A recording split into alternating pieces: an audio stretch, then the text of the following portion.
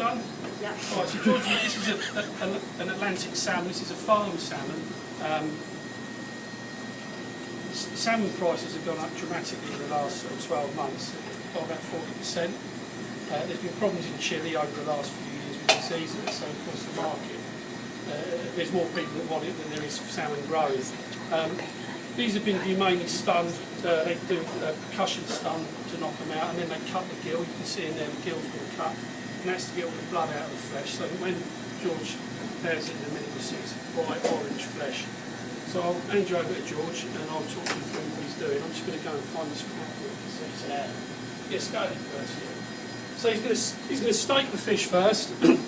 All fish have scales, so obviously to get the knife to go through nice and evenly, you remove the scales, and people don't like eating scales anyway.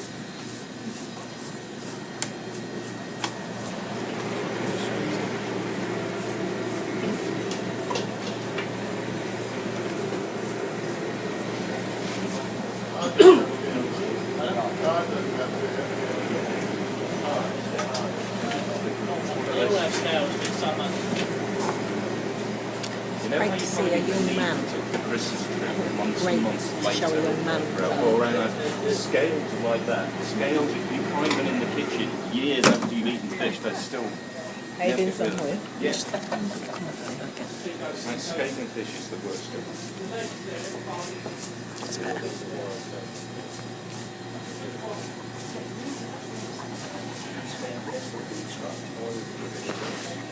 Okay, so I'll give you that. I'll give you that. Do you know what, George? It's great to see a young man filleting and scaling. So George and I did raise some money for charity for the Fisherman's Mission. They have a thing on in June called Fish Friday, where they raise money to invest back into the industry for people who have fallen on hard times or been injured and killed at sea. And we were scaling salmon in Tesco's head office, and they foolhardily put us outside the restaurant. And as Paul just described, there's still some scales there now, 10 years later. So once it's scaled, we'll get rid of all the scales.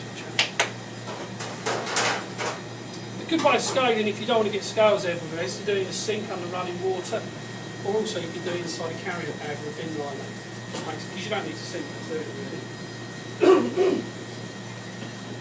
So what he's going to do now, he'll trim all the fins off, the tail, the fins, and then eventually remove the head. And we're going to take half a dozen steaks off the top end, and then he's going to fill off the tail.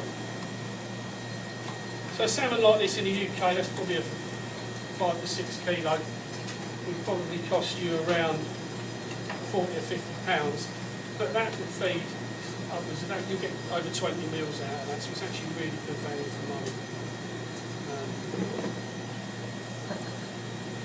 So he's coming right into the back of the head to maximise the yield. Because when you pay 40 or 50 pounds, you want to get as much off there as you can to eat.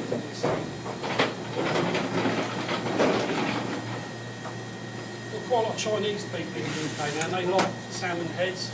They make soup out of them, or they roast them in the oven. They cut them in half first, then roast them in the oven with garlic.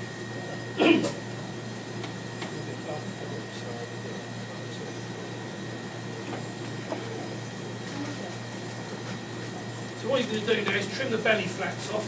And in the UK, where they commercially process salmon, they send these belly flaps off to different parts of the world, but again China, and they make soup out of them. And some countries actually smoke the belly flap itself.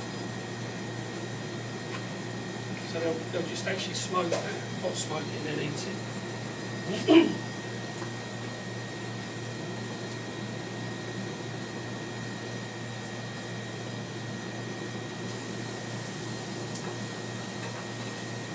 So there's nothing wrong with that, it's lovely meat on there.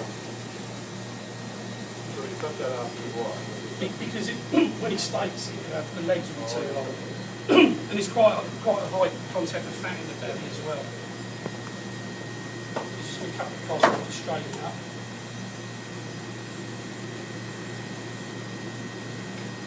And then with the steaks, you want to make them all even. It doesn't matter whether they're thick or thin, but they all need to be the same size, because otherwise when you cook them in the oven, one will cook and one won't, as well cooked. No, Again, people are really frightened of the bone, but the reality is when you cook that, once that's cooked in the oven, all you do is get a fork, push it in the middle and twist it out, and it brings all the bone out.